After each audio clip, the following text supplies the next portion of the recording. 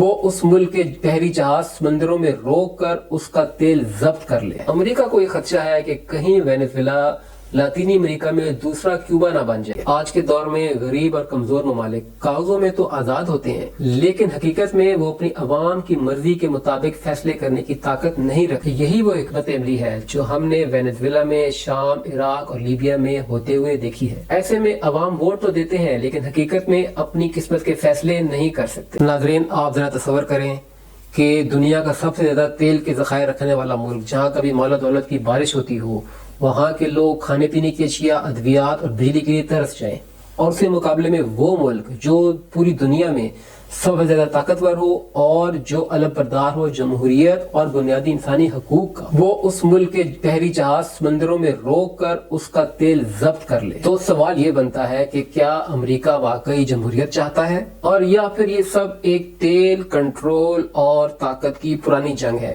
کیا آپ بتا سکتے ہیں کہ طاقتور ممالک چھوٹے ممالک پر اپنا اثر و رسوخ کیوں ڈالنا چاہتے ہیں؟ آج ہم یہ کہانی بالکل ابتدا سے آج تک، جہاز ضبط ہونے تک ڈیٹیل سے سمجھیں گے۔ 20ویں صدی کے آغاز میں وینزویلا امریکہ کے لیے سونے کی کان تھا۔ جب وینزویلا میں تیل دریافت ہوا تو امریکی تیل کی کمپنیاں ایکزون، شیورن وغیرہ وہاں پہنچ گئیں۔ وینزویلا کا تیل امریکہ کی صنعت چلا رہا۔ اس دور میں وینزویلا میں جمہوریت نہیں تھی، فوجی حکمران تھے، امریتیں تھیں، لیکن امریکہ کو کوئی اعتراض نہیں تھا کیونکہ تیل امریکہ کو مل رہا تھا۔ یہ سارا منظرنامہ لیکن تبدیل ہوتا ہے جیسے 1999 میں ہوگو شاویز عوامی ووٹ سے طاقت میں آتا ہے۔ ہوگو شاویز نے اقتدار میں آتے ہی امریکہ کے لیے بہت خطرناک باتیں کی۔ ہوگو شاویز نے تیل قومی تحویل میں لے لیا اور امریکہ کی کمپنیوں کا اثر و رسوخ وہاں پر کم کیا اور امریکہ کو سامراجی قوت قرار دیا۔ ہوگو شاویز کہتا تھا کہ وینزویلا کے وسائل وینزویلا کے عوام کے لیے ہیں، لیکن یہ بات امریکہ کو بالکل پسند نہیں تھی۔ ناظرین، سن 2002 میں اچانک ہوگو شاویز کے خلاف فوجی اور سیاسی بغاوت ہوئی۔ شاویز کو گرفتار کیا گیا اور ایک بزنس لیڈر کو صدر بنا دیا گیا۔ امریکہ نے اس کو فوراً تسلیم کر لیا، لیکن یہاں سے کہانی پلٹ گئی۔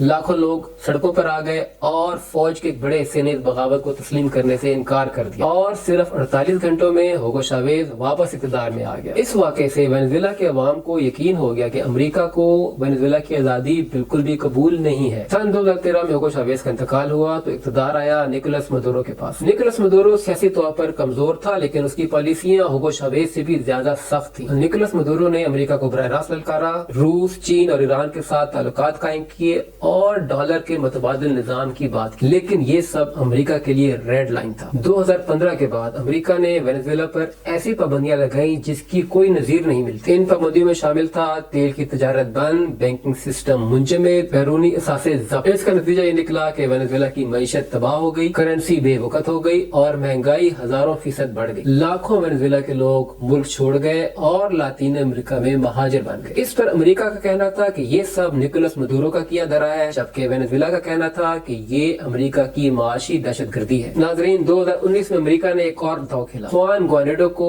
وینزویلا کا عبوری صدر قرار دیا، جسے امریکہ نے فوراً تسلیم کر لیا اور کچھ یورپی ممالک نے بھی اس کو فوراً تسلیم کر لیا، لیکن فوج مدورو کے ساتھ رہی اور ریاستی ادارے بھی مدورو کے کنٹرول میں رہے۔ گوائیڈو کو عوامی حمایت حاصل نہیں ہو اور یہ منصوبہ آہستہ آہستہ ختم۔ اب آتے ہیں اصل واقعے کی طرف۔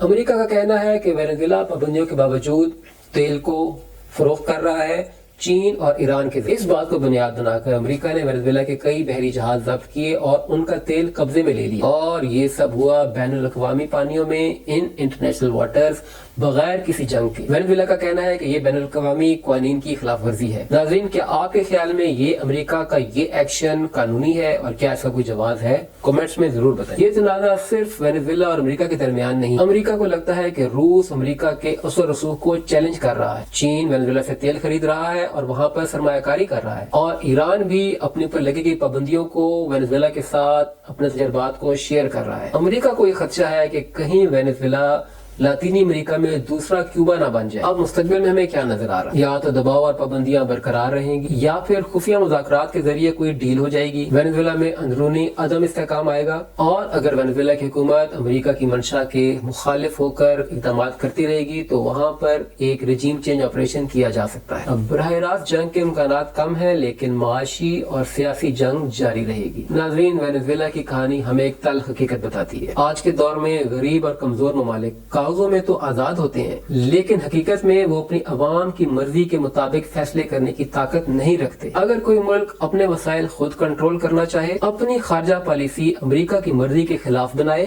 یا اپنی عوام کے فائدے کے مطابق فیصلے کرے، تو سامنے صرف پابندیاں نہیں آتی، بلکہ معاشی دباؤ، کرنسی کی تباہی، بینکنگ سسٹم کا کنٹرول، عالمی میڈیا کا بیانیہ اور حکومت کا تختہ الٹنے کی کوششیں بھی ہو سکتی ہیں۔ یہی وہ حکمت عملی ہے جو ہم نے وینزویلا میں، شام، عراق اور لیبیا میں ہوتے ہوئے دیکھی ہے۔ ایسے میں عوام ووٹ تو دیتے ہیں، لیکن حقیقت میں اپنی قسمت کے فیصلے نہیں کر سکتے، کیونکہ فیصلے طاقت کے مراکز میں ہوتے ہیں اور غریب ممالک کے پاس اپنے فیصلے خود کرنے کا اختیار نہیں ہوتا۔ وینزویلا کا کیس ہمیں سکھاتا ہے کہ جنگیں صرف ہتھیاروں سے نہیں لڑی جاتی، بلکہ معاشی پابندیوں سے، کرنسی سے، میڈیا کو کنٹرول کر کے اور حکومتیں تبدیل کر کے بھی کی جاتی ہے۔ یہاں پر آ کے سوال یہ نہیں ہے کہ مدورو اچھا ہے یا برا ہے، اصل سوال یہ ہے کہ کیا غریب اور کمزور ممالک کسی طاقتور ملک کی مرضی کے خلاف اپنے عوام کے حق میں، اپنے عوام کے فائدے میں کوئی فیصلہ کرنے کی طاقت رکھتے ہیں یا نہیں؟ طاقت کے بغیر خود مختاری صرف ایک دعویٰ رہ جاتی ہے۔ ناظرین، آپ کے خیال میں غریب اور کمزور ممالک اپنی خود مختاری کیسے حاصل کر سکتے ہیں؟ کمنٹس میں ضرور بتائیں۔ ناظرین، اگر آپ کو آج کی ویڈیو پسند آئی ہے تو ہمارے چینل کو ضرور سبسکرائب کریں۔ جلدی حاضر ہوں گا ایک اور بہت انٹرسٹنگ ٹاپک کے ساتھ۔ جلد ملتے ہیں۔ اللہ حافظ۔